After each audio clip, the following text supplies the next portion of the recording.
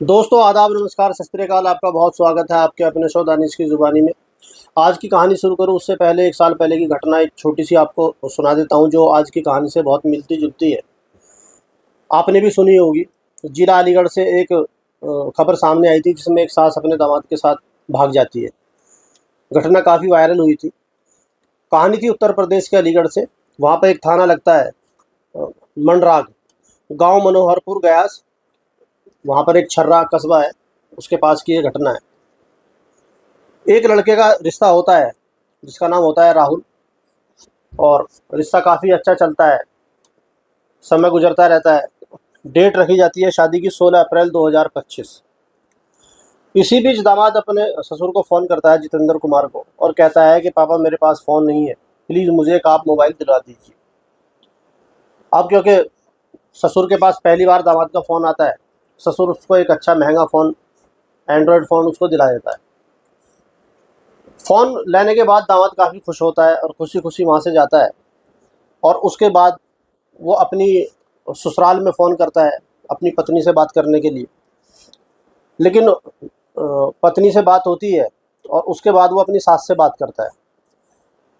अब थोड़ी हैरानी की बात ये होती है कि जो दामाद होता है राहुल, वो जितनी बात अपनी पत्नी, होने वाली पत्नी से करता था, उससे कहीं ज़्यादा बात वो अपनी सास से करने लगता है। धीरे-धीरे सास और दामाद का अटैचमेंट बढ़ता चला जाता है और किसी को कोई इस पे शक होता नहीं है। सबको लगता है कि नॉर्मली है, भई नई रिश्ता एक जुड़ने वाला है सास और दामाद का। माँ बेटे हैं, अगर बात कर रहे हैं तो उसमें क्या है। तो जितेंद्र कुमार को भी इसमें कोई इतनी बड़ी बात लगती नहीं है। समय धीरे-धीरे गुजरता रहता है। दोनों रिश्तों में सब कुछ ठीक-ठाक चल रहा था। अब दामाद के पास एक नया फ़ोन था और वो अपनी सास से और अपनी बीवी से बात कर रहा था। इसमें हैरानी की बात ये थी, जितनी बात वो होने वाली बीवी से नहीं करता था, जितनी बात अपनी सास से वो कर रहा था।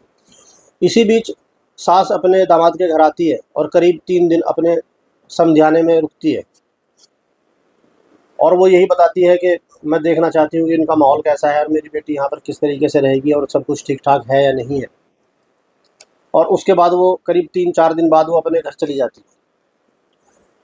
लेकिन यहाँ पर उन दोनों की कोई दामाद की और सास की कोई प्लानिंग होती है, और सास अपने घर जाती है और जाने के बाद अपने पति से कहती है, जिसका नाम जितेंद्र कुमार है, कि तुम मेरी बहन के यहाँ शादी का कार्ड देकर आओ, क्योंकि शादी की तारीख करीब आ रही थी।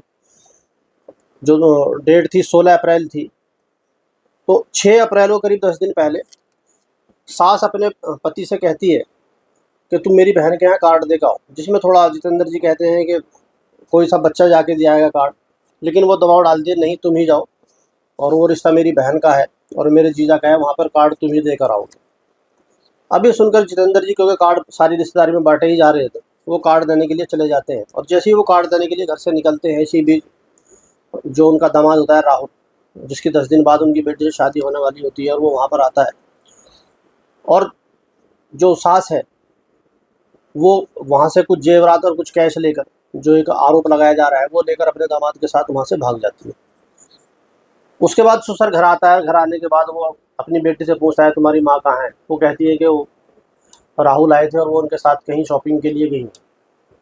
अब उसके लिए काफ़ी इंतज़ार करा जाता है। शाम हो जाती है और शाम को फिर वो फ़ोन करते हैं अपनी पत्नी को, तो पत्नी फ़ोन नहीं उठाती, उनका स्विच ऑफ होता है और वो परेशान होने लगते हैं। उसके बाद उनको, क्योंकि उनको पता था दामाद के साथ गई है वो, तो दामाद को फ़ोन करते हैं, और दामाद कई बार उनका फ़ोन नहीं उठाता। जब बहुत देर हो जाती है, 10-20 कॉल हो जाती है, उसके बाद दामाद फ़ोन उठाता है और वो कहता है कि हाँ वो मेरे साथ हैं, और तुम दारू पीते हो और उनका खर्चा पूरा नहीं उठाते हो, नहीं तुम उनका ख्याल रखते हो, और 20 साल से तुम उनके साथ मारपीट कर रहे हो।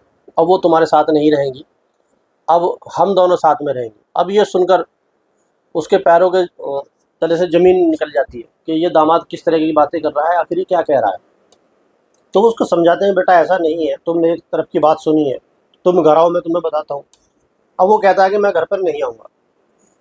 अब ये सुनकर एकदम एक तरीके से हड़कंप हो जाता है कि ऐसा कैसे हो गया, और वो दोनों गायब हो जाते हैं। करीब 8-9 दिन तक ना दामाद मिलता है ना सास मिलती हैं, और इधर जो जितेंद्र कुमार हैं राहुल के पिता से मिलते हैं और वहाँ जाके बताते हैं कि आपका बेटा, जो होने वाला दामाद था, वो अपनी सास के साथ फरार है।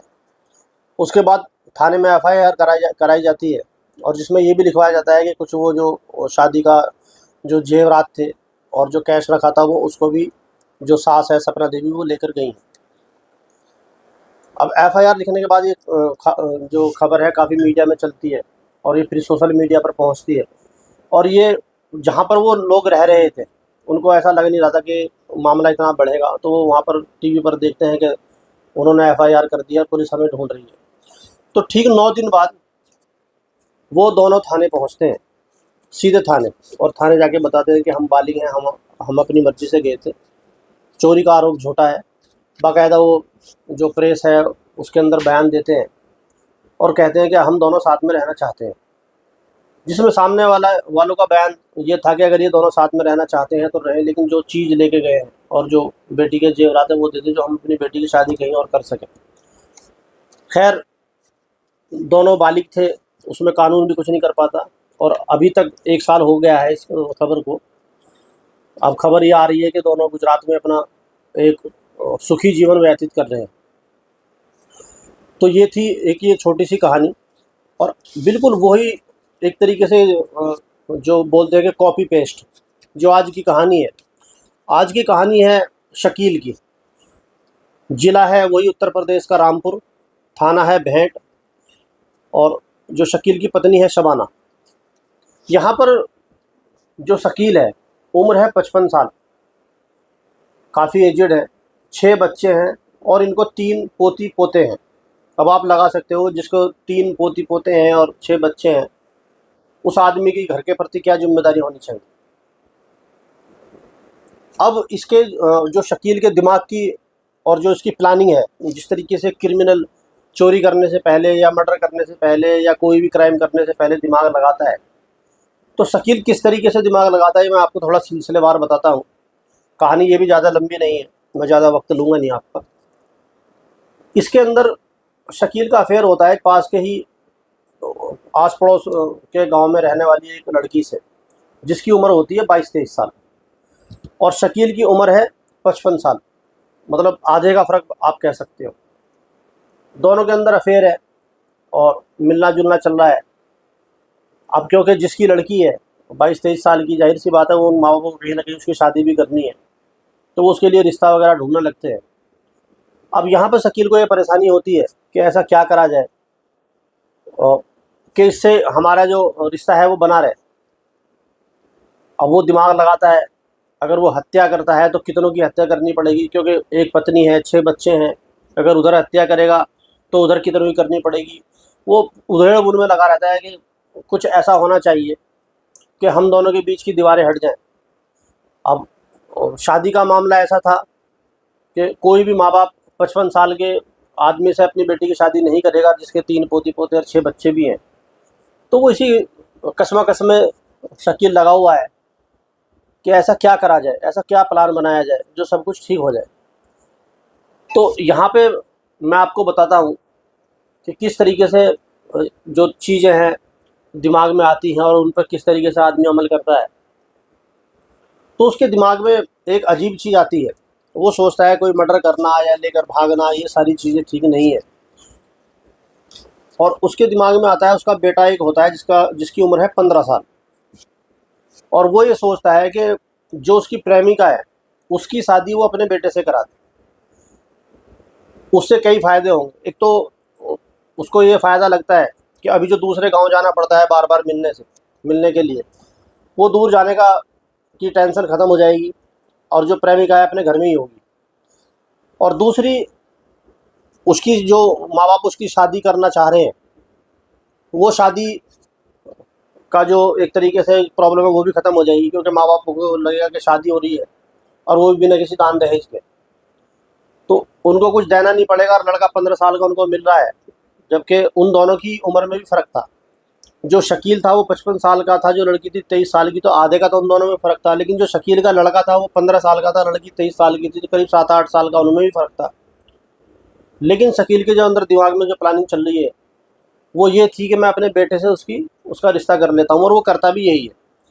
वो किसी बीच के आदमी को पकड़ता है और वहाँ पर रिश्ता लेकर जाता है, और वो जाकर कहते हैं कि हम तो बहुत गरीब हैं, हम आपको कुछ दे नहीं पाएंगे। और यहाँ पर शकील अपना एक दरिया दिली दिखाता है कि देखो हमें कुछ नहीं चाहिए, एक उत्तर प्रदेश में एक कहावत है कि हमें आपकी एक चम्मच भी नहीं चाहिए।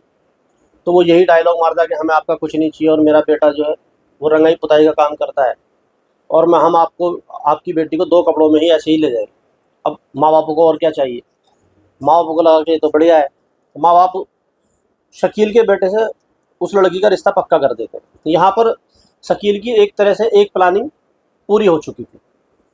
लेकिन जिस औरत के 6 बच्चे हैं, जो शकील की पत्नी शबाना है, तो जाहिर सी बात है वो भी अपने पति का कैरेक्टर जानती है कि किस तरह का है, क्योंकि वो कई साल से जो अपनी पत्नी शबाना के साथ मारपीट कर रहा था और वो फ़ोन पर काफ़ी देर देर बातें करता रहता था। तो कहीं न कहीं शबाना को और शबाना के जो बच्चे हैं उनको ये लग रहा था कि कहीं न कहीं इनका अफ़ेयर है, लेकिन कहाँ है ये उनको नहीं पता। इसी बीच जो शकील और शबाना की बेटी होती है उसकी शादी होनी थी, तो उस शादी के लिए शकील चुपचाप बैठा रहता है कि किसी तरीके से मेरी बेटी की शादी हो जाए, उसके बाद जो भी होगा फिर अपना देखा जाए। तो उसकी शकील की बेटी की शादी होती है और शादी होने के बाद एक तरीके से शकील पूरी तरह से खुल जाता है। अब वो अपने बेटे को बोलता है कि मैंने तुम्हारा इस तरीके से वहाँ रिश्ता कर ही दिया है, अब हम वहाँ शादी करेंगे। अब ज़ाहिर-सी बात है जब रिश्ता होगा तो सब राज़ी ही होंगे। लेकिन यहाँ पर शबाना को जब उस पर शक होता है और वो बात करता है, तो शबाना उसकी जासूसी शुरू कर देती है और उसको ये पता लगता है कि शकील जिससे बात कर रहा है वो हमारी होने वाली बहू है, मतलब उनके बेटे की बहू से ही शकील बात कर रहा है। अब यहाँ पर शबाना का जो दिमाग है एक बार को ठनकता है, क्योंकि कोई भी बहू हो वो नंद से बात करेगी, देवरानी से बात करेगी, जेठानी से बात करेगी, सास से बात करेगी, ससुर से बात करने का क्या मतलब है? और करेगी भी तो चलो थोड़ी बहुत सलाम दुआ और जो थोड़ा बहुत नॉर्मली हाल चाल पूछे जाते हैं वही होगा। लेकिन यहाँ पर क्या हो रहा है, 2-2 घंटे 3-3 घंटे वीडियो कॉल पर और जो ससुर है और बहू होने वाली बहू है वो बातें कर रहे हैं। तो शबाना क्योंकि उनकी भी काफ़ी एज है तो वो उनको लगता है कि ये कहीं न कहीं गड़बड़ है और उसकी जासूसी शुरू कर देते हैं और वो सबूत जुटाने में लग जाते हैं। वो अपने बेटे को बताती है जिससे उसकी शादी होने वाली थी कि तुम्हारे पिता का और उसका कुछ, अब मुझे लग रहा है कुछ गड़बड़ है। और वो उसका पीछा करना तो शुरू कर देते हैं और वो कई बार वो पीछा करते हैं और उनको देखते हैं वो दोनों मिल रहे हैं, साथ में खा रहे हैं, पी रहे हैं। तो वहाँ पर एक जगह शबाना उन दोनों को पकड़ लेती है और बखेड़ा खड़ा कर देती है। वहाँ पर पुलिस बुलाई जाती है और पुलिस फिर उनका आपस में समझौता कराती है, जिसमें शकील कहता है कि ठीक है आज के बाद में ऐसा नहीं करूँगा। कुल मिलाकर वो एक तरीके से बात खुल जाती है और बात खुलने के बाद जो लड़का है वो भी मना करने लगता है कि मैं उससे शादी नहीं करूँगा, वो तो आपकी प्रेमिका है, मेरी बीवी कैसे बन सकती है। अब शकील क्योंकि पहले ही मारपीट करता था वो अपने बेटे की पिटाई शुरू कर देता है। बीच में शबाना आती है तो शबाना की पिटाई करता है और वो जब भी उनके घर झगड़े और मारपीट होती है तो वो सीधा गली में होती है। पिटता पिटता बेटा भाग रहा है या पिटती पिटती पत्नी भाग रही है, तो इस तरीके से पूरा मोहल्ला जो लोग खाली होते हैं और वो देखते हैं, तो इसको दूसरे की परेशानी को आप और हम जानते हैं कि लोग बड़े इंटरटेनमेंट तरीके से, एक मनोरंजन की तरीके से देखते हैं। तो वहाँ पर पता लगता है कि लड़ाई किस लिए हो रही है।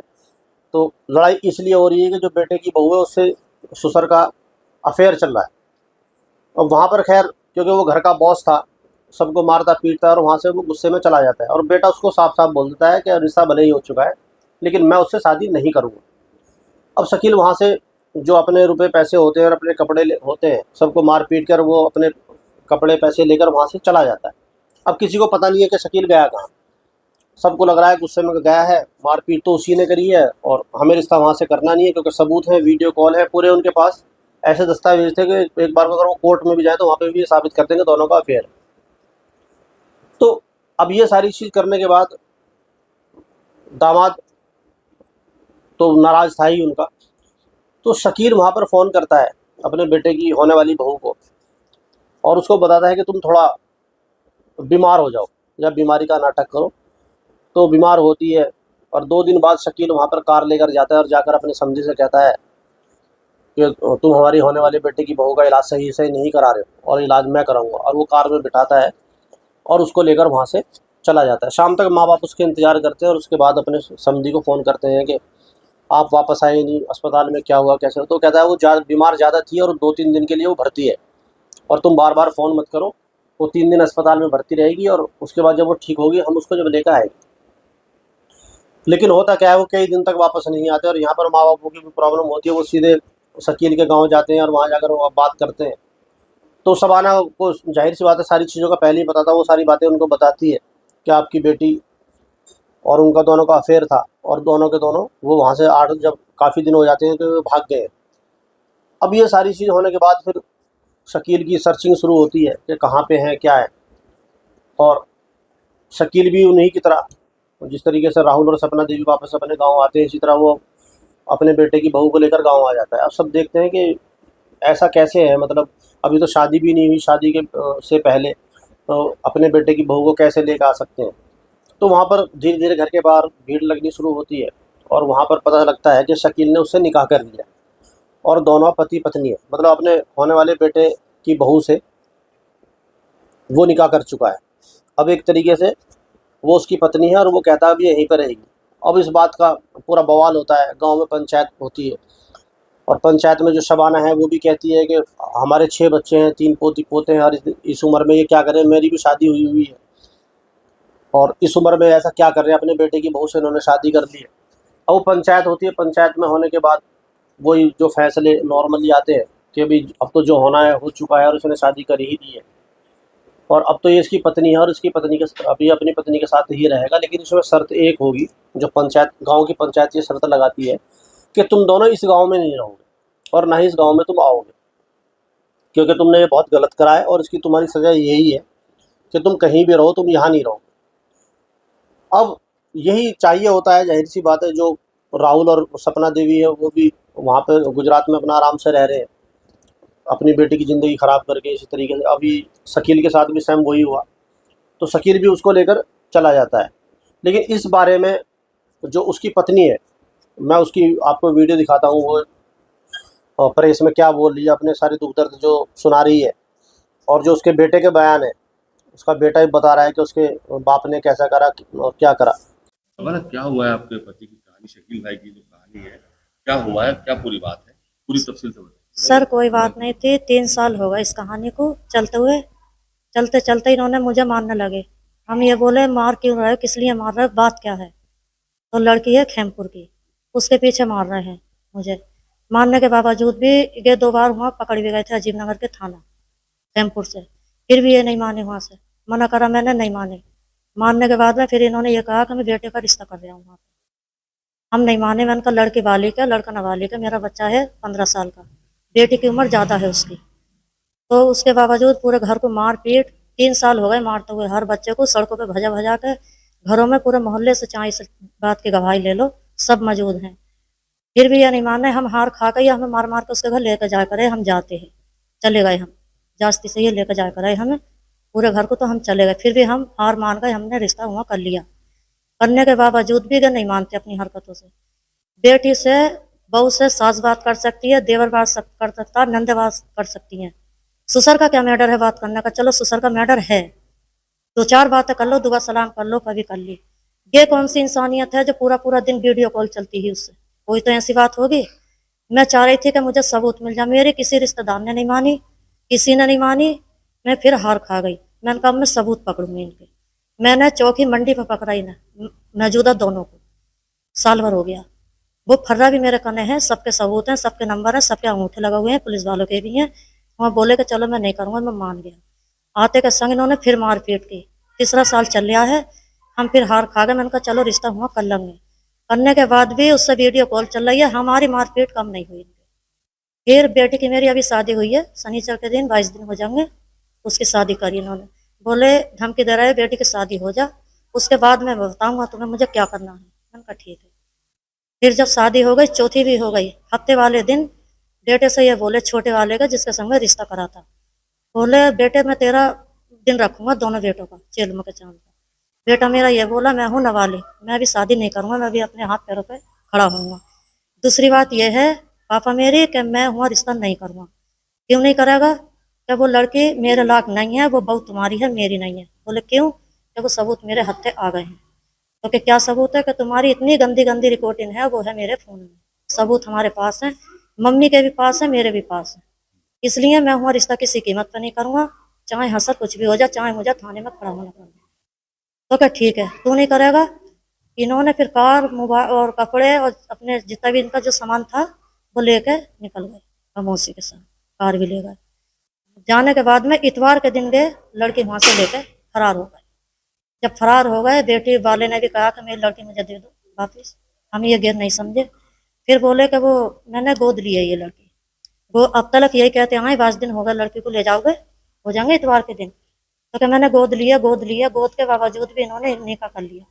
निकाह कराया है बाप ने, माँ ने, हमजाली शाह ने और अनवरी ने जास्ती से। ये कहा तुझसे जो करा जाए वो कर ले, अभी तो मैं इसे एक बहू और कराऊंगी। और ये निकाह कराया है मैंने दावे के संग, जिसकी तुझसे ताकत लगाई जाए इतनी तू ताकत लगा ले। ये मैंने अपने बेटे का मैंने खुद निकाह कराया है इस टाइम। और वो भी इसलिए धमकी दे रहा है कि जो तुझसे करा जाए वो कर ले, तुझे किसी चीज में हिस्सा नहीं मिलेगा। अब बेटे आपके बेटे का जब आपके पति ने उसे निकाह कर लिया? जी हाँ, निकाह कर लिया। निकाह कराया है उनके पिता ने, माँ ने। लड़की के? नहीं, इनके शकील के हमारे पति हाँ, हमारे पति ने रिश्ता कराया है तुम्हारे पति के बाप अपनी के। बहू से शादी कर ली? उससे ही शादी कर ली, किससे शादी करी? लड़के की बहू से, जहाँ पे रिश्ता हुआ था। अब वो बेटी है या बहू है या बेटे की बहू है, अब यहाँ बताओ मुझे। अब इस चीज में मुझे चाहिए इंसाफ। तुम क्या चाहती हो? मैं इंसाफ चाहती हूँ, मैं भी तो ब्याहता हूँ, क्या मेरी कुछ नहीं चलेगी? ये बताओ, अभी तक मैंने कोई कदम नहीं उठाया। ना ही मेरी माँ है, ना ही मेरा बाप है, ना ही मेरा भाई है, ना ही मेरा मैका। मेरा कोई नहीं है, सिर्फ आदमी था मेरा। और ये भी मेरा छिन गया। मेरे मार मार के हालात बहुत बुरे कर दिए। पूरे गांव से पूछ लो, हर रिश्तेदार से पूछ लो, बेटे तुम्हारे साथ हैं? बेटे साथ हैं तुम्हारे? मेरे तीनों बेटे मेरे साथ हैं। बेटों के लिए धमकी दे रहा, इन तीनों बेटों को अपने बचा ले। सुसर ने भी धमकी दी है। सुसर ने ये कहा कि जो मेरे बेटे ने अभी सुहेल ने तुमसे बात करी, उसे ये कहा कि अपने इसे बदमाश को बचा ले, जिसमें मेरा बेटा रंग पेंट का काम करते हैं। मेरे तीनों बेटे हरियाणा में है, 2 बेटे मेरे हरियाणा में है, बड़ा बेटा मेरा रामपुर में काम कर रहा है। मुझे इन हालातों पर छोड़ कर गए हैं। सर ये समाज कैसा है और कहाँ गया, कैसा है और क्या हो रहा है ये दुनिया पे। 6 बच्चों का बाप है, शकील मेरा शौहर, 3 पोती पोता है। फिर भी बेटे की जहाँ रिश्ता करा था उसी को लेकर भाग गया और फरार हो गया। मुझे सर इंसाफ चाहिए और जरूर चाहिए, मैं बहुत परेशान हूँ। मेरा नाम अयान है, मैं बास नगली का रहने वाला हूँ। मेरा रिश्ता हुआ था खैमपुर से जमीना के साथ। मेरा अब्बू का नाम है शकील। मेरा अब्बू उसे लेकर भाग गए, उसके साथ निकाह कर लिया। हम 3 भाई हैं, माँ है, हम तीनों को माँ को इंसाफ चाहिए। 2 लाख रुपए 1.5 तोले सोना लेकर चले गए। मेरा अब्बू के और जबीना के नाजायज संबंध थे। इसमें मैंने पकड़ लिया अपने बाप को और जबीना को, और इसमें हाथ है मेरे दादा का और दादी का।